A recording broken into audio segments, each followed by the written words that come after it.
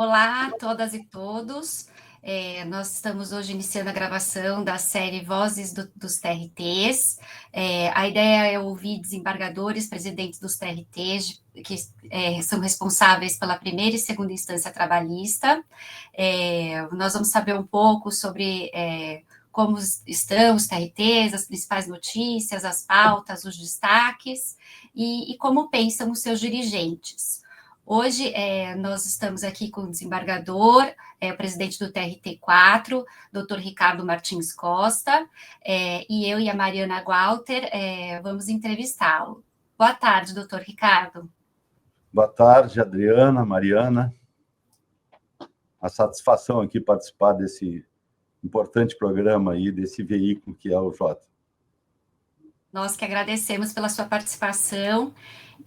A nossa primeira pergunta é saber um pouco do senhor que tomou posse em dezembro de 2023 no TRT4, quais são os principais desafios do TRT no momento? Obrigado. Foi um ano difícil esse, né? O último ano aqui do tribunal. Mas os principais objetivos, né, que, enfim, definimos desde o início, desde o princípio, giravam em torno assim, da promoção, né, de condições e do aceleramento do ritmo e da qualidade dos serviços prestados pelo tribunal. Com isso, eu estou me referindo especificamente a uma cultura de precedentes, na compreensão da necessidade, né, da atuação mais rápida e célere da justiça, ainda que a justiça do trabalho seja, né, dos ramos do direito aqui, que tem uma maior produção, vamos dizer, em relação a prestar o serviço da jurisdição.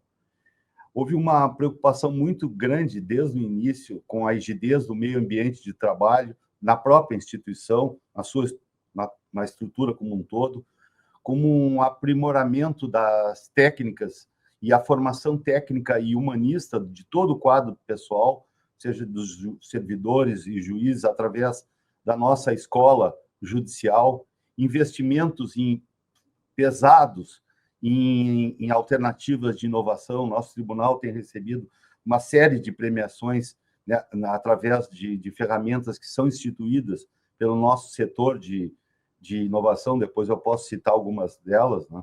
O aprofundamento de uma cultura de julgamentos afinada com predicados legalmente previstos à jurisprudência, ou seja, manter o tribunal com uma unicidade, com uma jurisprudência íntegra, estável e coerência, né? Eu sempre digo que o tribunal é um órgão judicial, né? É como se fosse um juiz, em termos de compreensão. Ainda que divididos funcionalmente em turmas ou câmaras, dependendo do tribunal, né, ele tem que ter um pensamento único sobre teses jurídicas. O tribunal, e isso eu reforço porque foi um dos principais objetivos, é procurar que o tribunal diga para a sociedade o que ele pensa sobre determinadas questões jurídicas. Evidentemente que não aquilo que diz respeito à compreensão do exame da prova, né, da própria compreensão, mas manter uma unidade. Né? Não podemos, como acontece até hoje, lamentavelmente, pelo menos na minha compreensão, que nós temos 11 turmas no tribunal e sobre determinada questão jurídica, quer dizer, o que o tribunal pensa, depende de uma turma. Então, eu diria que dos maiores desafios dessa administração, desde o princípio, tem sido exatamente, né, inovar em relação a isso, buscar o maior número de conciliação, mas principalmente isso, tá? Tornar o tribunal um órgão julgador no sentido, né, de estabelecer aí a coerência, a estabilidade e a unicidade, vamos dizer, da sua jurisprudência. Boa tarde, doutor. Me perdoem aqui, mas acho que quando falo em desafio, eu não posso... Esse foi um principal objetivo, vamos dizer, da nossa administração, através de programa. Mas talvez o maior desafio, talvez não, o maior desafio que tivemos foi a enchente. Né? A enchente que assolou aqui o Estado, que destruiu o Estado do Rio Grande do Sul, destruiu o nosso tribunal, não só o Tribunal do Trabalho, mas o Tribunal de Justiça, o Tribunal Eleitoral, o Tribunal Eleitoral, o Militar também, todos aqui participam, são estruturas, as instituições, as sedes são próximos ao rio, e fomos, assim, destruídos. Nós paramos a justiça, literalmente. Quando o nosso sistema teve que ser do PJE, né, o processo eletrônico, teve que ser desligado do data center a partir da subestação que foi inundada. Eu acho que esse foi o mais terrível. Eu presenciei o tribunal, né, literalmente destruído. Então, o desafio foi essa reconstrução que fizemos e eu posso aqui afiançar, com a união dos tribunais aqui no Rio Grande do Sul, nós conseguimos atuar junto ao CNJ, nós conseguimos um apoio e a solidariedade de todo o país nessa reconstrução, e o TRT foi um veículo também de reconstrução, junto com a Defesa Civil do Estado. Então, esse eu acho que não teve desafio maior, mas estamos aí, ao vivo e a cores agora aqui. Tá? Então, esse foi objetivos e em termos de desafio, sem dúvida nenhuma, esse foi o maior. Boa tarde, doutor. Boa tarde, Adriana. Bom, eu gostaria de saber se seria possível a gente traçar um perfil predominante dos processos que chegam ao TRT4.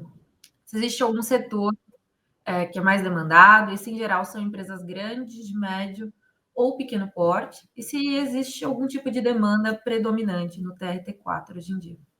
Pois não, nós temos isso todo, né, planilhado, e sabíamos exatamente quem são os demandantes e demandados da Justiça do Trabalho.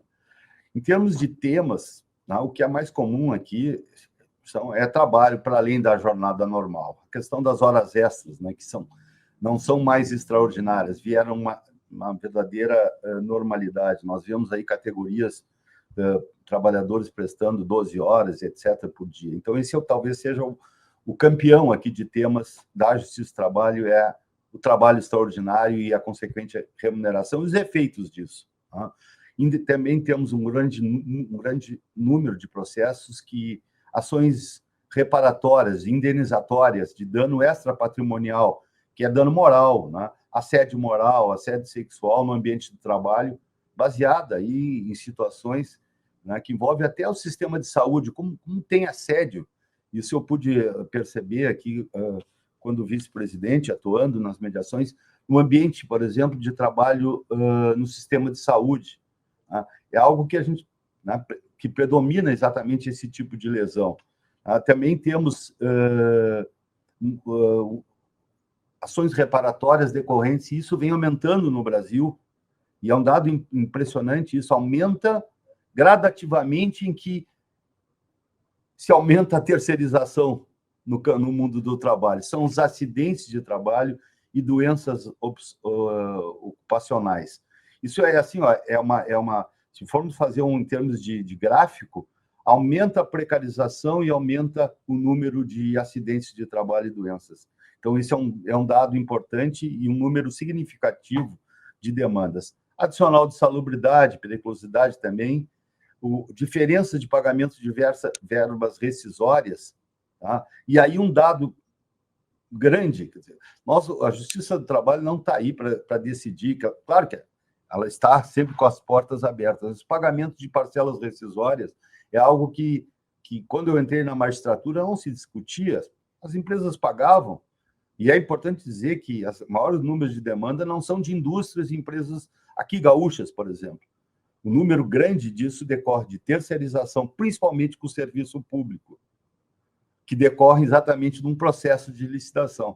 Hoje nós temos todo final de ano, quando termina os contratos, principalmente com o Estado, o município, de limpeza, de conservação, as empresas quebram literalmente, porque não tem lastro suficiente para enfrentar isso, e ganham essas concorrências pelo menor preço. Então, vamos dizer, esses dois componentes trazem um potencial muito grande. Não tem sentido a Justiça do Trabalho ficar julgando parcelas rescisórias, que é um dever, né? Não se discute aqui a questão de diferenças, é um não pagamento de parcelas rescisórias. Inclusive, isso é um número que o próprio CNJ traz, né? E nós fomos verificar isso. Esse número ele é significativo exatamente em função da terceirização de serviços com o ente público em geral. Tá? É muito grande isso, esses casos. Né? Vejam que são dois fenômenos reais, né, do mundo do trabalho, mas que ocasionam um número muito grande de ações. Eu me referi aqui especificamente a acidentes de trabalho e doenças decorrentes da terceirização e também por conta da terceirização com o serviço público, com o não pagamento das parcelas rescisórias. E interessante que o modo de proceder dessas empresas, eu não diria empresa, porque empresa pressupõe capital, né, que possa honrar seus compromissos, pressupõe lucro. Essas empresas prestadoras de serviços, essas prestadoras não são empresas, porque o lucro delas é baseado em cima do contrato que estabelece num processo de licitação pelo menor preço. Isso ocasiona, né, por decorrência lógica, a precarização e o inadimplemento de parcelas rescisórias. Eu acho que isso tem algo, né, interessante em relação a isso, que essas mesmas empresas que têm um número crescente de demandas aqui na Justiça do Trabalho, elas também estão na Justiça Estadual aí, envolvendo a área do consumo, por exemplo. Vejam, nós estamos tratando de dois direitos de proteção, que há uma legislação de proteção, e o descumprimento é contumaz. Eu estou me referindo aqui de empresas de telefonia, instituições financeiras e ente público. Né? São os mesmos. Né? Fizer um quadro comparativo lá da Justiça Estadual no direito do consumidor, vai ver que os grandes litigantes aqui, de um grande número de demandas, também perpassam aqui, são os mesmos litigantes. Ou seja, descumprimento contumaz da legislação trabalhista. Perfeito. E o senhor fez essa associação, né, de maior descumprimento por conta da terceirização. Então, houve um aumento nesses últimos anos em que a terceirização foi validada, tanto por lei quanto pelo Supremo? Teve um grande número, mas a terceirização, o Supremo já decidiu, né, que é legal, inclusive da atividade. Enfim, a Justiça do Trabalho tem aplicado, muito embora tenha havido um discurso um pouco equivocado, a Justiça do Trabalho tem aplicado os entendimentos do Supremo. O problema é que, com todo respeito, né, o Supremo muitas vezes tem adotado o tema da terceirização para outras atividades, que nós temos visto aí através das reclamações constitucionais. Voltando um pouco na sua fala inicial, o senhor falou sobre essa questão da formação dos precedentes, né, de unificar um pouco o entendimento das turmas dos TRTs, de dar uma segurança, uma maior previsibilidade para as partes. Eu queria que o senhor falasse um pouco sobre a importância desses precedentes. Pois não. É um tema que nós, enfim, hoje o Código de Processo estabelece que a necessidade, como mencionei, dos tribunais terem uma jurisprudência uniforme, coerente, estável, e aí é o papel do precedente. Eu acho que o precedente, ele tem, na sua formação, ele guarda essa relação direta com um valor, talvez um dos valores mais caros à justiça, que é emprestar segurança jurídica e também previsibilidade, né, para aqueles que vão fazer negócios. Né? Então, o precedente, ela tem essa informação. O problema todo está na compreensão do sistema de precedentes com o nosso sistema. Né? Há pouco tempo tivemos aqui uma conferência do professor Cláudio Michelon, que é professor, ele é brasileiro, que leciona na Escócia, vendo que nós estamos criando, mas é típico, nós estamos a construir um sistema. E, às vezes, essa construção exige, necessariamente, uma compreensão muito maior do que é um precedente. Né? O precedente, ele parte de uma realidade fática que detona uma interpretação jurídica, e é isso que é o precedente. Né? Ele é quase como um standard, ele é quase como uma norma em abstrato que vai aplicar a um determinado caso, com força vinculante, evidentemente, mas que pode ter uma diferença, pode ter um distingue. Né? Então, essa compreensão do que é um distingue, o que é uma superação, o que há uma nova interpretação jurídica sobre aquele caso, vamos dizer assim, aquele caso, né, que tem como consequência, né, uma norma, né, dizendo, olha, em casos semelhantes, a interpretação é essa, é que nós temos que cada vez mais né, tratar e estudar sobre isso. E quando eu me refiro à questão do precedente, nós temos, né, a ideia de que seja um julgamento previsível em relação a isso. E que esse sistema todo, e por isso a importância que o tribunal tem adotado, né, é no estudo, através da escola judicial, dessa compreensão de como adotar o precedente qualificado e para que ele serve. Hoje nós temos um sistema do Código de Processo que estabelece uma argumentação, vamos dizer, jurídica e fática também no processo. A petição inicial, a defesa, a sentença, o recurso e a decisão do tribunal. Se há um precedente qualificado ou vinculante, é necessário que, desde a petição inicial, as partes, os advogados e os juízes compreendam que existe um precedente, a necessidade de articular com esse precedente. Então, esse trabalho tem sido feito de uma maneira bem forte aqui, através da nossa escola judicial, de dizer o seguinte: o advogado tem que dizer, olha, eu sei que existe o precedente e tal. O magistrado dizer, eu sei, porém, nesse caso, é uma hipótese de distingue, é uma hipótese de superação. Então, essa cultura, como eu brinco às vezes, é o trocar de óculos, né? A gente troca aqui o grau para ter uma nova visão desse sistema, é algo que ainda está em construção no país. Mas é fundamental. É fundamental que, né, que as cortes, que o Supremo, evidentemente, o Tribunal Superior do Trabalho, o STJ, eles acabem na sua função constitucional de uniformização de jurisprudência, tenham essa atuação diversa. Nós vimos agora o TST há pouco tempo editar diversos precedentes qualificados, frutos de uma jurisprudência reiterada do próprio tribunal. Então, essa construção é importante. É importante que seja uma construção através do diálogo, né, com a sociedade, né, que tem um processo de audiência. Semana passada, tivemos uma audiência pública envolvendo um IRDR aqui do tribunal, né? Então, ouvindo as partes interessadas nessa construção. É uma nova visão, né? Eu acho que essa nova visão é importante que as escolas judiciais e os tribunais, né, consolidem isso e construam no Brasil um sistema adequado de precedentes, né? Nós não podemos copiar o sistema de precedentes da Common Law. Não é aí, porque o nosso sistema ele está conjugado com o sistema, né, legal, vamos dizer. Ainda que o precedente se torne norma jurídica, né, nós temos a lei junto com isso. Então, casar esses dois sistemas é que é difícil, né? E, às vezes, né, incompreensível por parte de alguns, né, em relação a isso. Não pode ser assodado um precedente. E na Justiça do Trabalho, se me permite, eu tenho uma particularidade, que não é um caso só numa demanda. Nós temos várias ações numa mesma demanda. E, às vezes, num pedido, numa pretensão resistida, por exemplo, tem várias ações. Então, atuar na formação do precedente, verificar se é o caso, requer aí uma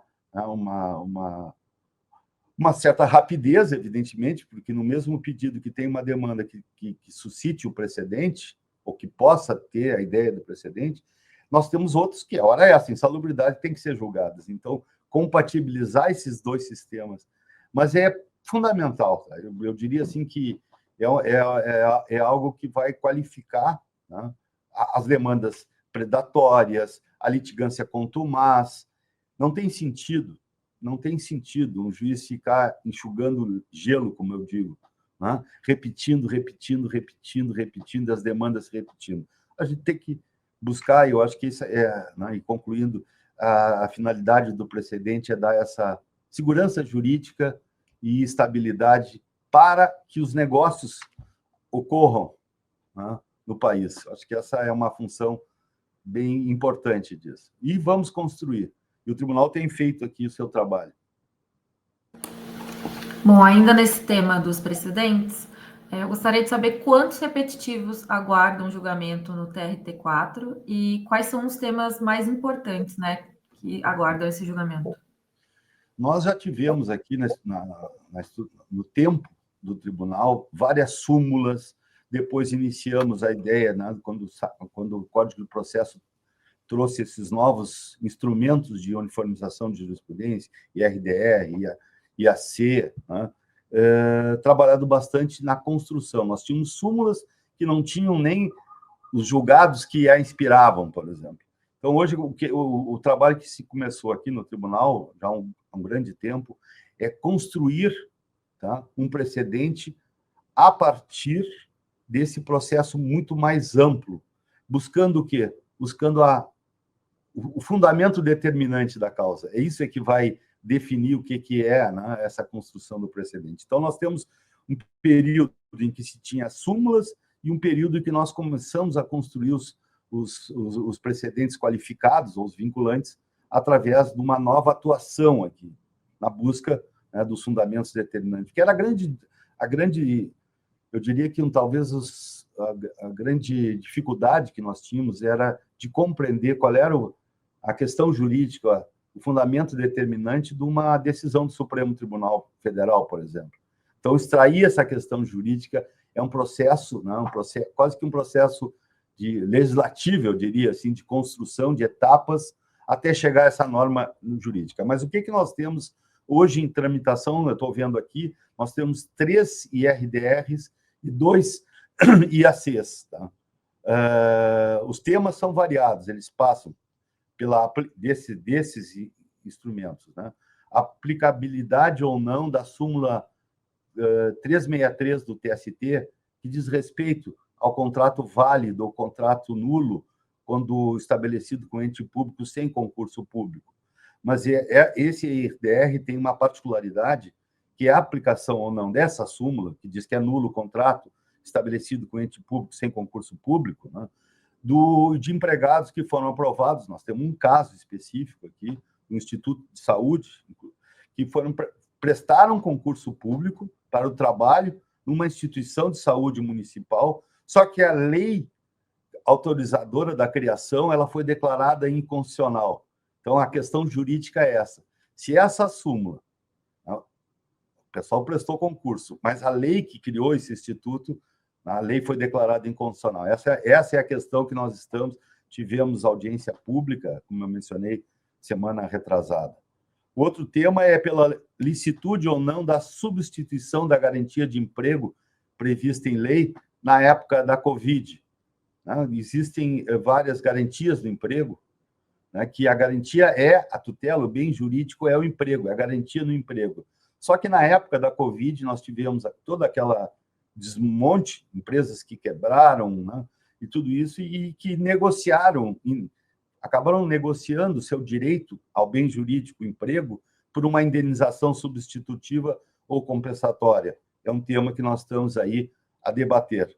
Outro também pela possibilidade ou não da redução da jornada sem compensação de empregados públicos que tenham filho ou dependente diagnosticado com transtorno espectro autista. Tivemos também audiência pública agora verificando exatamente dessa possibilidade.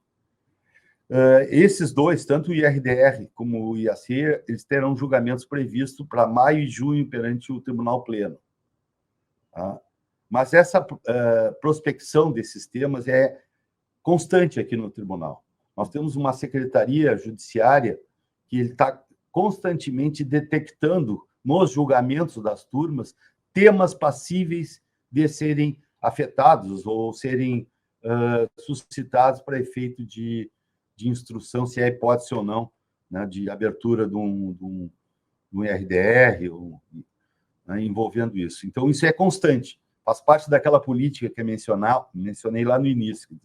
É um setor que está atento às decisões das 11 turmas do tribunal, procurando temas que compõem, enfim, que se prestam aí a interpretações diferentes no tribunal. Então, toda hora se levanta um tema, se encaminha para a sessão de uniformização de jurisprudência, e a partir daí inicia todo o processo, né, de criação ou não do instituto.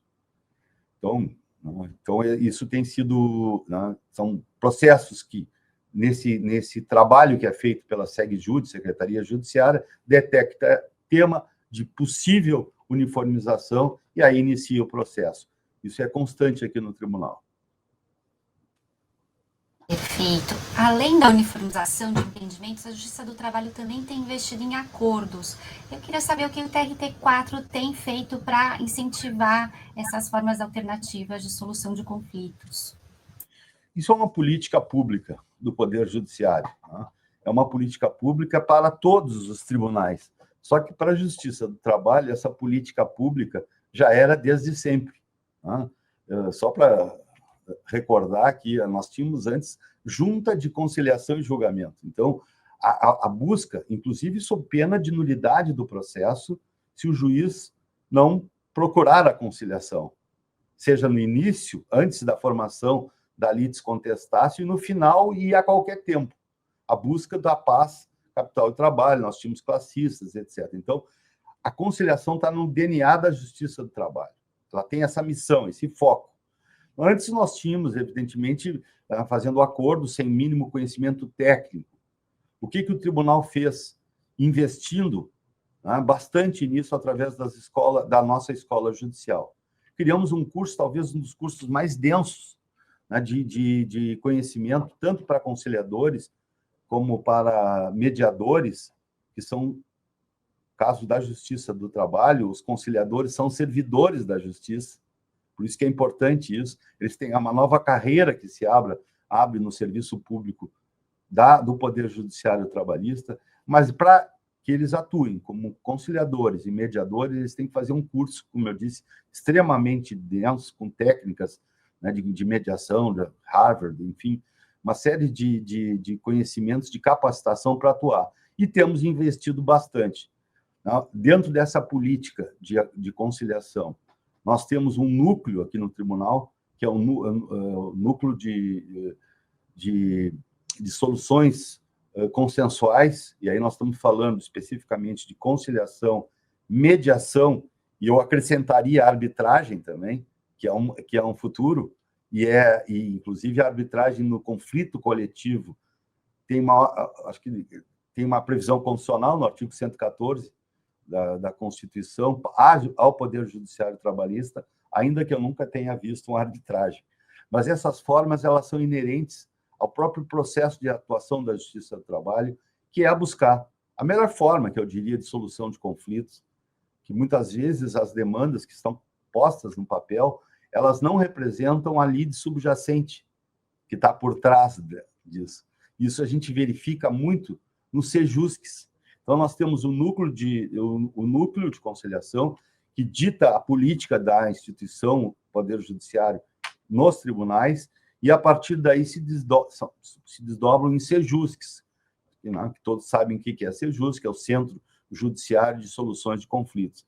Nós temos no primeiro grau, nós temos aqui no tribunal, no segundo grau, e no interior do Estado.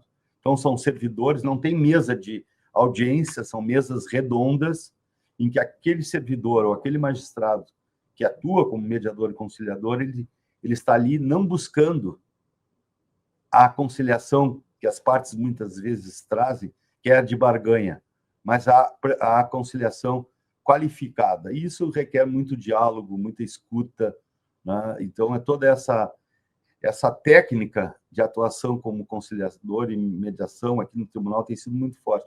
E tem um detalhe, nós fazemos muitas mediações pré-processuais em conflitos coletivos.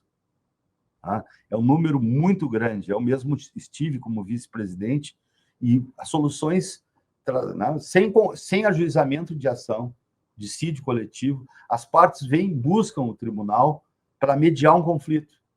Desde trabalhadores em plataforma, iFood, fizemos, aliás, um acordo com a iFood, envolvendo esses rapazes que trabalham em motoca, aí, que é um trabalho talvez mais, eu diria, dentro do conceito de trabalho decente, o mais indecente envolvendo isso, porque eles trabalham sem proteção nenhuma, seja social, de seguro, etc., e eles estão se matando nas nossas cidades, porque eles só recebem o quantum pelo momento que eles ligam a motoca até que desligam. Por isso que eles estão aí, apanhando, muitas vezes, quando demoram. Eu fiz uma mediação aqui, Adriana e Mariana, que vieram 30, mais ou menos, trabalhadores do iFood. eles demoraram meia hora para entrar dentro do tribunal, porque não passavam na porta de detecção de metais. Todos com pinos, pernas mecânicas, etc. E trabalham, como disse um jovem aqui, uma liderança desses trabalhadores, nós só queremos aquilo que se reivindicava na primeira Revolução Industrial: salário digno, tempo de descanso e seguridade social. Então, essas mediações pré-processo. Nós não temos mais greves aqui, ou pelo menos é raríssimo uma greve aqui no Rio Grande do Sul, porque criou-se esse hábito de buscar o tribunal para mediar esses conflitos. Na época da Covid, da enchente, o que se via na enchente? Empresas que foram dizimadas, consequentemente, seus empregos, e tentar recompor alguma coisa disso. Essas mediações foram fundamentais. No caso no caso do iFood, eu queria saber quando foi essa mediação pré-processual e qual foi o acordo firmado.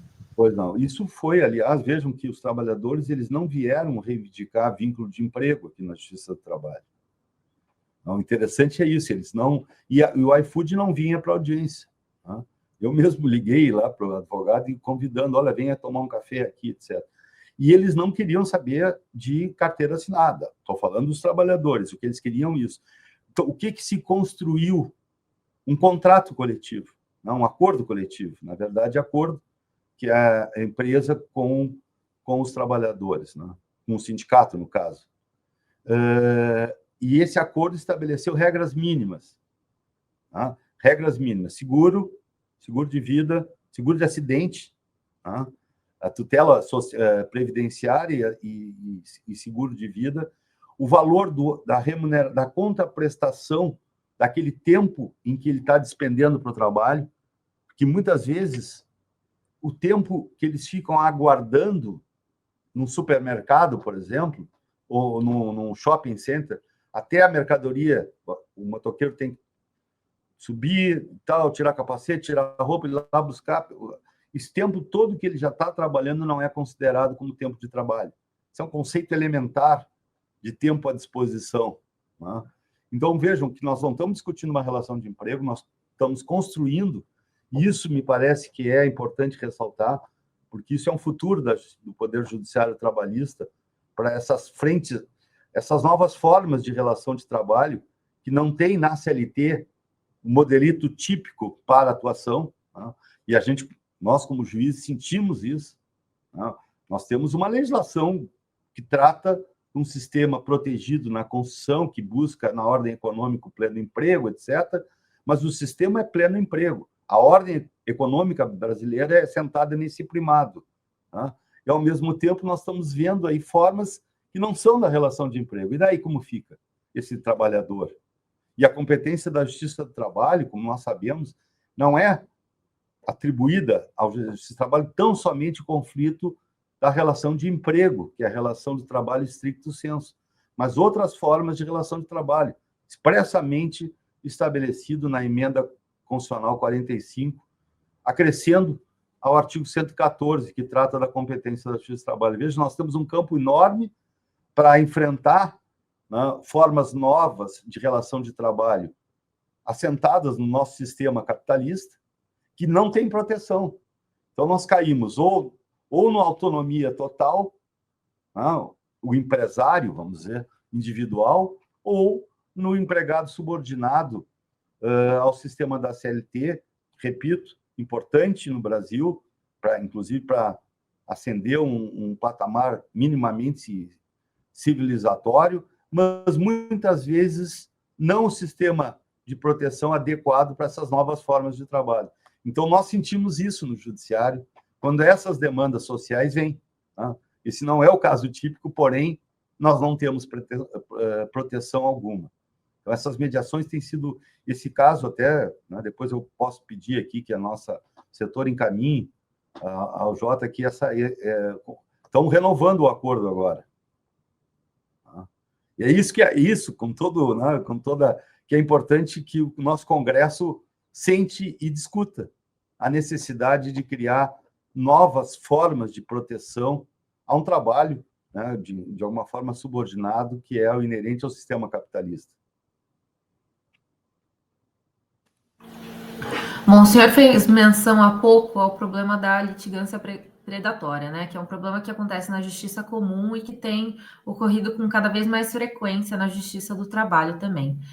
Como que o TRT4 tem lidado com isso? O que ele tem feito para detectar e para combater essa prática? Pois não. Nós temos aqui o centro de inteligência. Todos os tribunais têm que ter um centro de inteligência, algo que compreenda aí, que tenha a visão do que está acontecendo na esfera da competência do Poder Judiciário.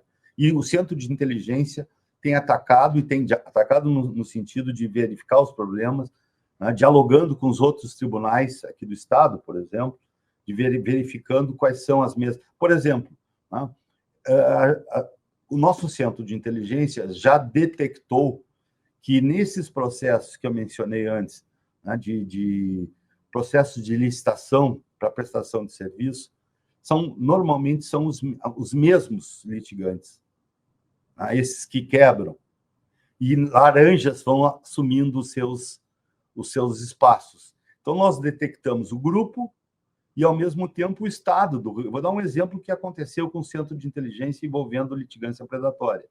O Estado do Rio Grande do Sul tem, em processos licitatórios, consultado o tribunal para verificar, afinal de contas, se aquela empresa tal, ela é uma litigante ou não, inclusive para efeito de glosa, se for o caso. Então, esse é um exemplo típico de uma atuação.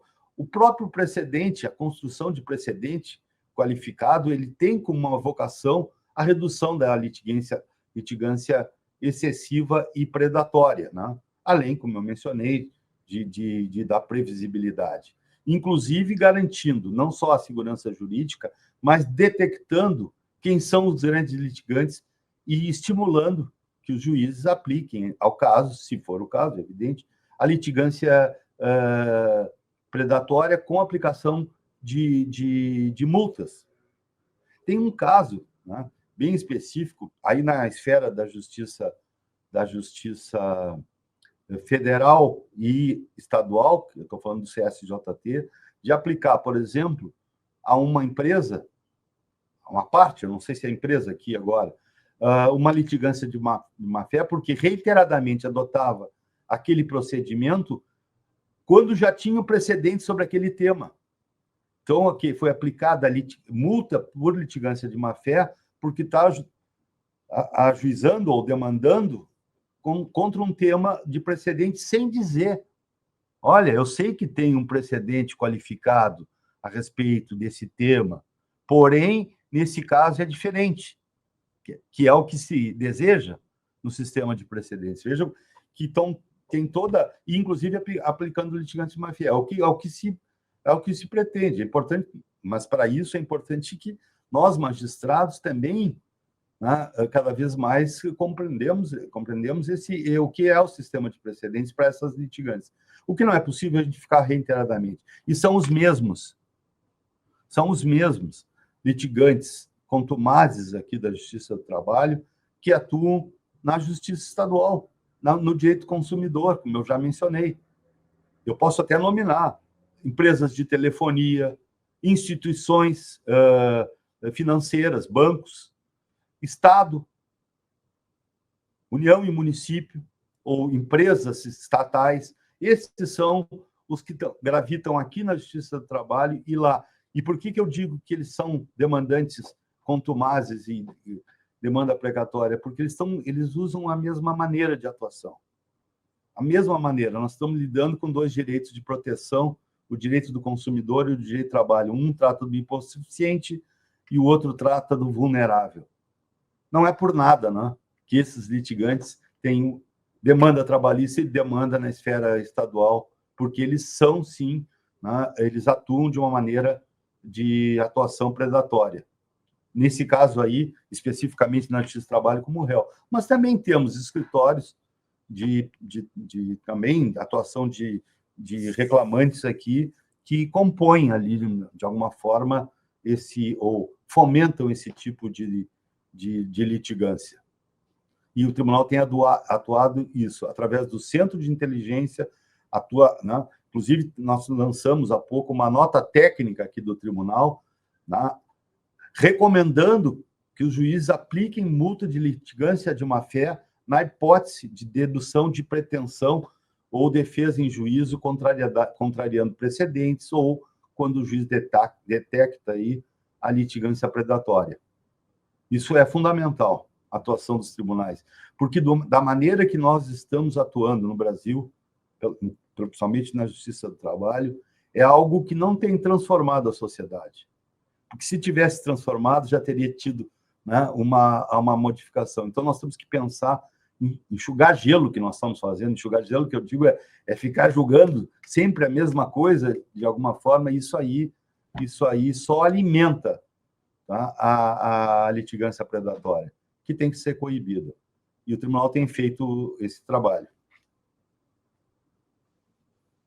As novas tecnologias têm gerado novas relações de trabalho. Nós já falamos um pouco do caso dos aplicativos, da uberização, tem a pejotização. Eu queria saber se o senhor acha que a legislação vigente trabalhista dá conta de julgar, de normatizar, de dar subsídios aí para vocês julgarem esse tema. Nós temos que dividir assim duas situações, né? Como eu já mencionei, a CLT ela foi e é importante em alguns Brasis, né? Que necessitavam do trabalhador para manter, né, aquele seu patamar civilizatório. Mas e é uma opinião minha, né? Muitas vezes se verifica, e os próprios partes vêm ao judiciário buscar, como eu mencionei, a questão do iFood, né? Buscar uma solução para a demanda. Por quê? Porque aquele modelo de sistema de proteção concebido pela CLT, ele foi forjado por um determinado sistema de trabalho, um processo de trabalho típico da Revolução Industrial, vamos dizer, o sistema de processo de produção, né, através de cadeia, né, isso. Então, esse modelo, aí está a questão da jornada, aí está a questão de uma série de coisas que compreendem todo esse volume. A CLT, na verdade, ela não é mais o que era. 3/5 da CLT já foram alterados envolvendo isso. Eu diria assim, a CLT, em algumas hipóteses, ela não é, eu brinco aqui, o modelo correto para a solução desse conflito.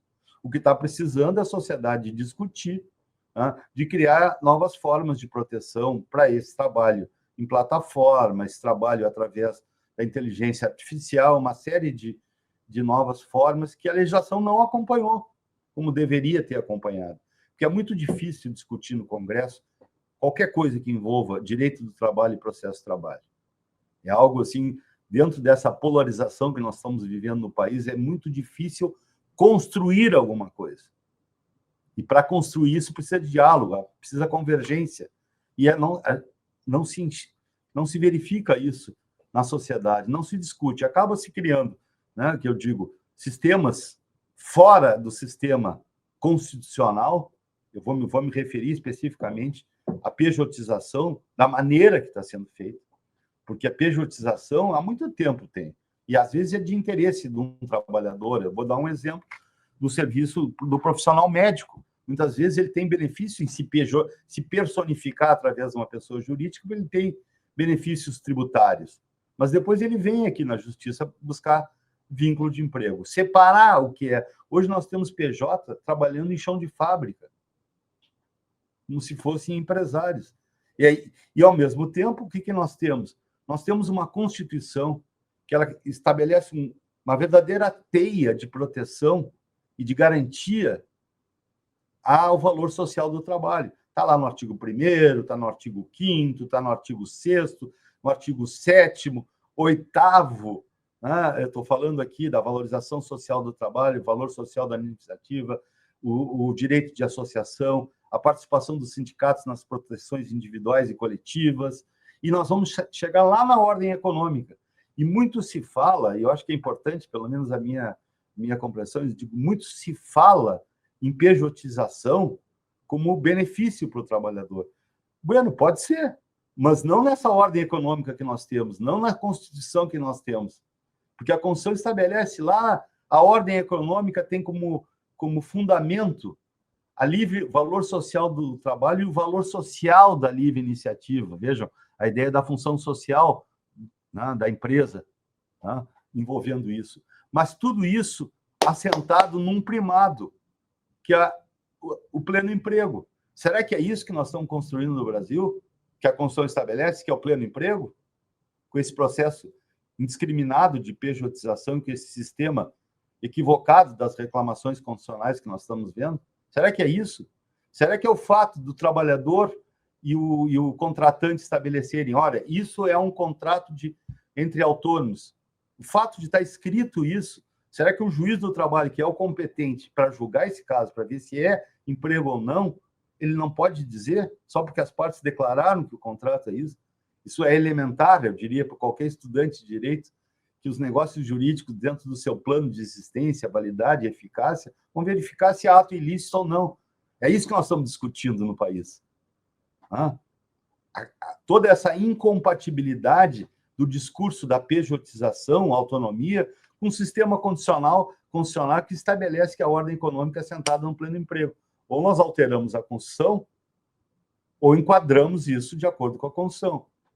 Então, resumindo, né, aquilo que eu já mencionei, nós temos que estabelecer novas formas de proteção, não excluindo, tá, do campo de atuação do direito do trabalho e da justiça do trabalho essas hipóteses ditas, né, de trabalhadores autônomos.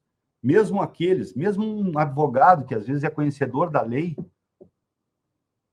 que é contratado para dar orientação, por exemplo, para uma determinada empresa, é um profissional liberal, depois de esgotado o contrato, ele vem à justiça pedindo vínculo de emprego. E isso é que a gente tem que coibir, aquele que tem o conhecimento, mas não um trabalhador que necessita de trabalho e alguém vai dizer para ele, olha, tu vai ter benefício, tu vai recolher menos para a Previdência Social. Só que todo esse processo de pejotização que está acontecendo, é um rombo na Previdência. Eu acho que teve um artigo, inclusive, do Jota sobre isso há pouco tempo. É um rombo no sistema da Previdência. Porque aí esse imediatismo, né? Olha, você não assina a carteira, tu vai ganhar mais. Mas aquilo que ele recolhe é um sistema para a Previdência, onde o princípio é da solidariedade para todos os brasileiros e brasileiras. E ele vai se dar conta quando ele precisar o SUS, por exemplo, quando ele for necessitar de qualquer sistema público de saúde. Então, acho que isso que é importante que a gente reflita, né, a respeito disso. Então, o juiz é obrigado, evidentemente, a aplicar, né, resumindo a pergunta, aplicar as normas, né, e aqui eu estou falando no conceito amplo de norma, seja a regra, a lei prevista em lei, seja, inclusive, os precedentes que eles têm força vinculante, né, dependendo do caso, nós temos que pensar e discutir uma nova legislação do trabalho que reflita, pelo que se vê, a sociedade está descontente com isso. Então, vamos investir naquilo que está de acordo com a Constituição, não precarizar o trabalho e criar um sistema aí que pode prejudicar a sociedade toda brasileira, que eu me refiro aqui especificamente às projeções. Tem um trabalho muito interessante que a FGV de São Paulo fez, ao que eu recordo, foi encabeçado pelo professor Oscar Vilhena, em que ele faz um levantamento, né, através de profissionais, em que ele verifica exatamente do que se cuida, do que se trata esse rombo da Previdência, se prosseguir esse processo precarizante aí através da pejotização. Não que ela não deva existir, sim, mas quando tiver autonomia, né, total. Ou se muda a Constituição. Ceci, né? Procurei aqui, né, de alguma forma. A CLT é isso, é o sistema legislativo, mas nós temos que, resumindo mais uma vez, né, eu entendo que nós precisamos de novas formas de proteção, seja através do sistema legislativo, seja através da atuação, através da negociação coletiva. Que isso não signifique tão somente uma negociação coletiva que envolva relação de emprego, relação de trabalho lato sensu. Se fala tanto, né, no direito fundamental, lá no artigo 7º, do reconhecimento dos acordos e convenções coletivas, ou seja, o reconhecimento dos contratos coletivos, porque é isso que nós estamos falando. E contrato pressupõe autonomia das partes estabelecerem um negócio jurídico e darem efeito a esses negócios jurídicos. E não diz que tão somente está restrita a negociação coletiva à relação estrito, a relação de emprego, mas a relação de trabalho. Talvez seja o caminho, como nós fizemos aqui no tribunal, no caso da iFood. Qual que é a sua opinião sobre a reforma trabalhista? O senhor acha que ela conseguiu atualizar os pontos que eram necessários serem atualizados? Ou não? A reforma trabalhista, como eu disse, ela já acontece desde sempre, né? A legislação trabalhista talvez tenha sido o sistema da CLT, ele tenha sido o sistema que mais reforma teve, desde o início, em constante reforma. As defesas, e pelo menos isso que foi propagado em relação à reforma trabalhista, elas basicamente estavam assentadas em algumas premissas, que seria ampliação de oferta de emprego, a modernização legislativa necessária, que não houve, o que houve foi restrição de direitos, a redução da litigiosidade judicial e o fortalecimento das organizações sindicais. Essas foram os pilares da reforma. Tá? Em relação à garantia, à geração de emprego, no entanto, nós vimos que isso não aconteceu, ao contrário. Tá? Os contornos, isso evidentemente que a geração de emprego ela não está assentada na legislação trabalhista, tá? Mas muito mais por meio das políticas públicas voltadas ao incremento da produção. Tá? Ou seja, reduzir direitos trabalhistas não gera emprego. Ao contrário, retira da economia o capital, né, que faz girar a roda, principalmente daqueles, né, dos trabalhadores, enfim, que recebem e fazem girar o consumo. Porque isso desmontou, pelo menos, esse pilar. Não é isso. O que incrementa são políticas públicas para o incremento da produção, da modernização do parque industrial, né, em relação a isso. Então, nesse sentido, eu vejo que esse primeiro pilar não atingiu. A modernização legislativa é aquilo que disse, né?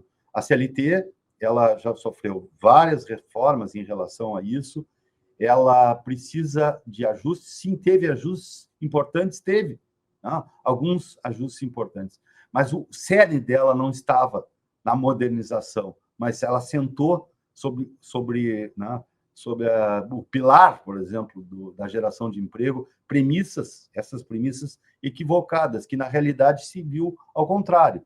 Quanto mais emprego, melhor pago, melhor remunerado o trabalhador, mais dinheiro entra na economia. Isso é que faz a roda girar. Então, me parece que isso é algo importante. É fundamental inovações e melhorias na legislação trabalhista que não aconteceram na reforma. Ainda que ela tenha, porque isso é importante, ainda que a CLT seja anterior à Constituição e a Constituição estabeleceu, né, aqueles chamados direitos, os direitos mínimos do artigo 7º, mas estabeleceu uma premissa fundamental, que é direito fundamental não só dos trabalhadores, mas também dos empregadores, o reconhecimento dos seus acordos e convenções coletivas. E, nesse aspecto, a própria Constituição já estabelecia que a única forma que você tinha para flexibilizar aqueles direitos mínimos do artigo 7º, vejam que a CLT ela não casa muito com a Constituição quando estabelece isso. Então, se dá uma preponderância para o negociado sobre o legislado, num momento em que o Supremo assenta aquilo que está desde 1988, né? Num momento de fragilidade, por exemplo, do sistema sindical, que era algo que também era outra premissa da reforma. É mais ou menos, eu brinco, que mais ou menos é assim, né? Os sindicatos foram concebidos com um sistema, com imposto sindical, eu diria, com uma certa ingerência estatal dentro dos sindicatos, que criou um estado de dependência, envolvendo fonte de custeio. certo ou errado, era a fonte de custeio. De uma hora para outra, a reforma tira a fonte de custeio e diz, olha, sindicatos, vocês vão lá agora e vão negociar condições de trabalho e entidade sindical enfraquecida. Não se discutiu a transição necessária que tinha que haver entre, vamos dizer, a reforma está dizendo que, através do acordo e convenção coletiva, pode-se flexibilizar tais e tais direitos, inclusive direitos, muitas vezes, claro que o TST e o próprio Supremo estão contendo um pouco direitos indisponíveis. Mas deixa o sindicato sem força nenhuma para negociar.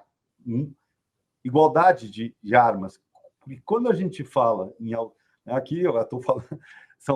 O direito do trabalho tem dois planos, né? O direito coletivo, que é o da autonomia coletiva, né? Através da negociação coletiva, que é isso que se quer. Que é isso que se quer. Tá? Que as partes sentem e negociem. Tá? Agora, no momento em que fazem isso, diz, agora vocês se virem, mais ou menos como um pai que dá mesada para o filho até o momento de agora tu está emancipado, te vira. Tá? Claro que não é bem essa comparação, mas essa transição não houve.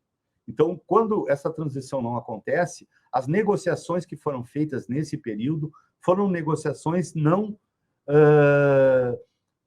com a mesma armas, né? Envolvendo isso, pegou uma das partes fragilizadas. Então, acho que isso é um outro pilar aqui que faltou essa transição. Faltaria... Seria necessária uma reforma sindical ou algo do tipo para pensar numa uma reforma sindical, sim. Porque nós temos uma esquizofrenia no nosso sistema, que é a unidade... como é que chama? O sindicato único e, ao mesmo tempo, garante a pluralidade. Então, nós não temos um sistema bem... Eu diria que é quase que uma esquizofrenia que se cria. Né? Talvez o caminho seja esse. Mas, para que isso aconteça, tem que haver algo que repare essa perda da fonte de custeio. Né? Essa participação, porque o sindicato precisa ter força, né?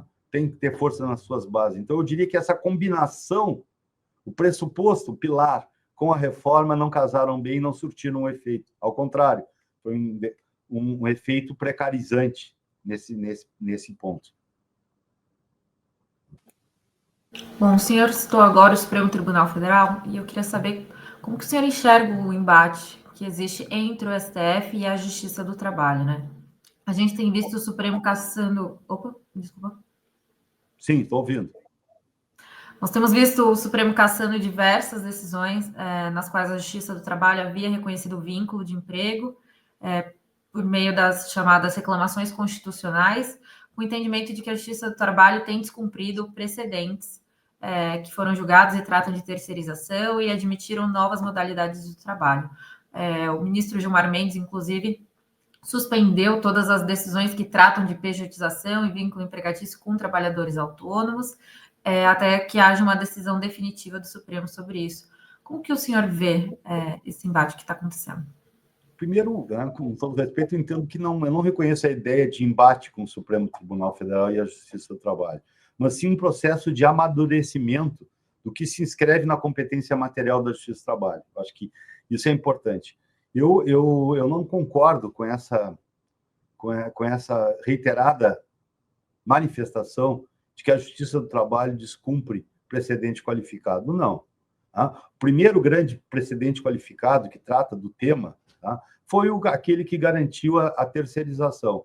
Eu duvido que tenha, pelo menos não passa num tribunal, uma decisão que diga que a terceirização é inválida porque envolve atividade fim. Não. A Justiça do Trabalho cumpre, tá, o tema e os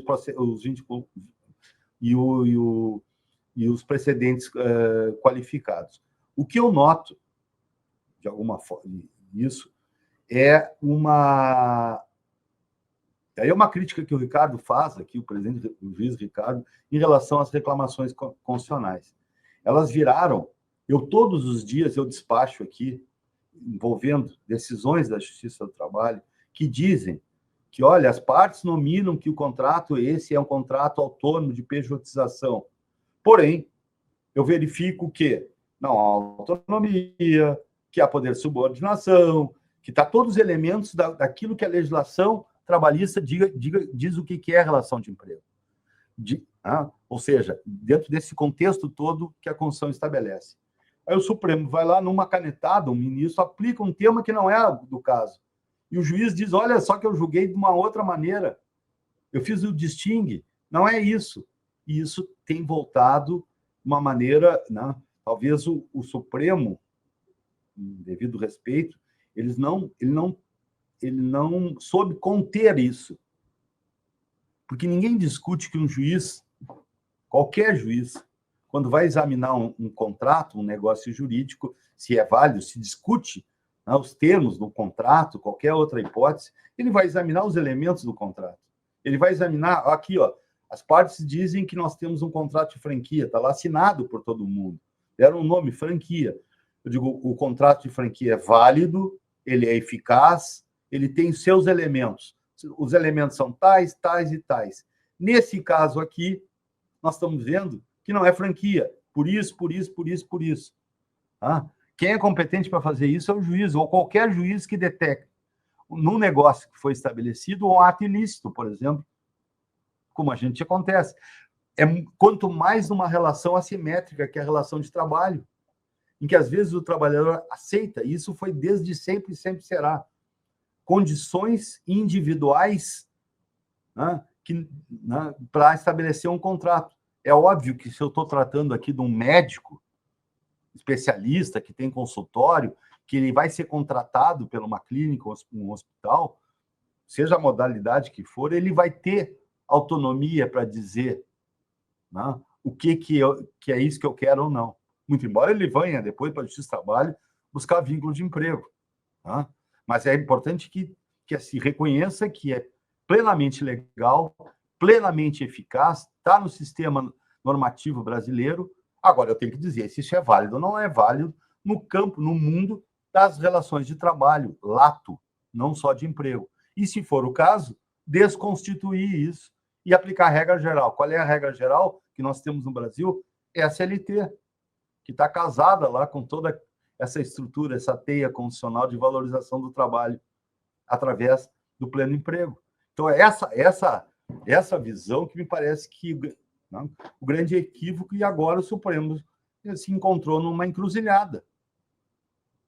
Vejam que tem vários casos em que o Supremo, numa reclamação constitucional, diz, olha, isso aqui não é, porque as partes escreveram aqui contrato de distribuição, logo, competência da Justiça Comum. A Justiça Comum vai lá e examina, só um pouquinho, isso não é um contrato de distribuição, isso é um contrato de emprego e manda para a Justiça do Trabalho. Nós estamos vendo isso. Isso que nós estamos a viver no trabalho. Então, eu diria que não há esse embate. O que há, me parece, é esse amadurecimento, essa necessidade, né, de estabelecer a competência da Justiça do Trabalho para dizer, afinal de contas, dentro desse sistema normativo que nós temos, se é emprego ou não é. Agora, quando se fala porque a única tese que nós temos hoje assentada é a questão da terceirização. Agora foi suscitado um novo tema. Né? E a terceirização não tem nada a ver com pejotização. E a terceirização, eu duvido que tenha, pode ser um outro juiz que vai descumprir a decisão do tribunal. Né? Porque hoje a terceirização, atividade de fim, o Supremo diz que pode. Então, como é que não? Eu não vejo, pelo menos aqui no TRT, isso não acontece. Salvo um que outro aí, que às vezes...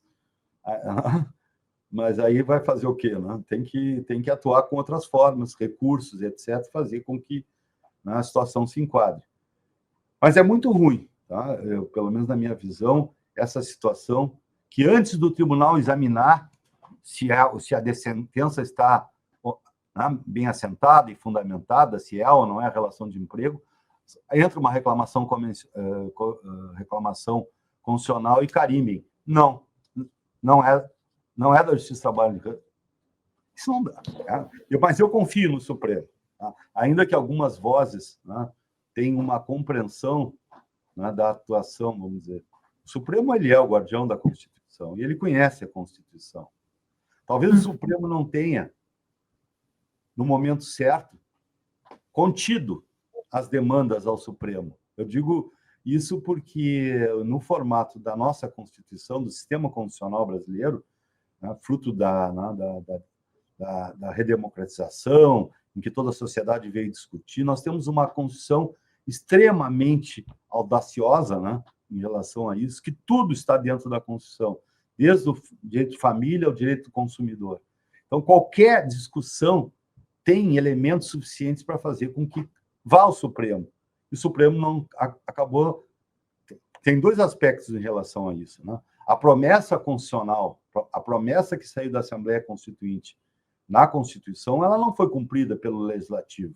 Até hoje nós temos normas constitucionais que ainda suscitam norma reguladora, né? Então, o próprio Congresso não fez aquelas promessas, né? Aquelas promessas todas que tivemos, inclusive o pleno emprego, né? Todo esse movimento não aconteceu. E o Supremo começou a deixar subir, e não conteve isso, né? Nós vemos o Supremo todo, não é uma corte constitucional da maneira que está julgando, lamentavelmente, né? Não tem sentido isso, mas muito em função de não conter, e não conteve as reclamações. Porque conter a reclamação dizer o seguinte, espera um pouquinho, tem instâncias na esfera do Poder Judiciário Trabalhista para reformar essa sentença ou manter essa sentença. Tem uma instância no tribunal que vai dizer se a sentença não aplicou ou aplicou o precedente qualificado. E não tendo o tribunal, ainda tem o Tribunal Superior do Trabalho. O que a reclamação faz? A parte está recorrendo e já entra com uma reclamação. Que sistema maluco é esse que nós estamos a viver? E o senhor tem... Né? Eu concluindo, assim, não vejo como embate, eu acho que o Supremo deixou isso acontecer, não soube conter, agora ele vai ter que resolver. Mas eu tenho esperança que o Supremo né, acabe resolvendo esse imbróglio todo que estabeleceu. Se estabeleceu. Tem confiança, esperança, pelo menos. Bom, gostaria de saber se o senhor tem expectativa para esse julgamento do tema da pejotização. Né? Não tem, não tem. A minha expectativa é que o Supremo interprete isso como deve ser à luz da Constituição.